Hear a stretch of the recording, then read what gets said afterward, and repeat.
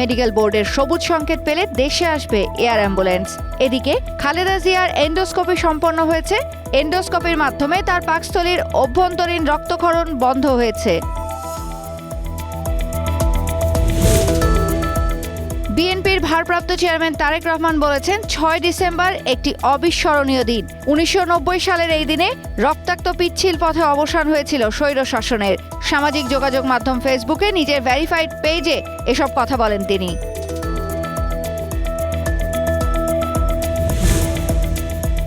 রাজধানীর আগারগাঁওয়ে একটি বাসায় গ্যাসের পাইপলাইন লিকেজ থেকে একই পরিবারের 6 জন অগ্নিদগ্ধ হয়েছেন।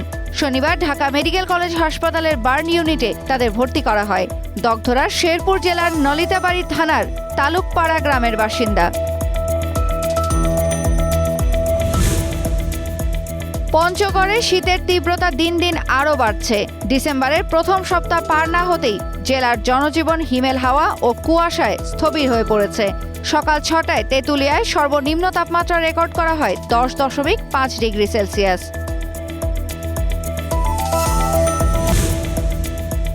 আবারও পাকিস্তান ও আফগানিস্তান সীমান্তে ব্যাপক গোলাগুলির ঘটনা ঘটেছে।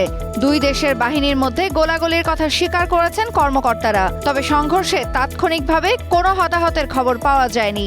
এদিকে ঘর ছাড়া সীমান্তের বাসিন্দারা। আগামী জুনে অনুষ্ঠিতব্য বিশ্বকাপ ফুটবলের ড্র চূড়ান্ত হলো। তুলনামূলক সহজ গ্রুপে পড়েছে জে গ্রুপে থাকা বিশ্ব চ্যাম্পিয়ন আর্জেন্টিনা ও সি গ্রুপে থাকা ব্রাজিল। কোয়ার্টার ফাইনালে দেখা হতে পারে মেসি ও রোনালদোর।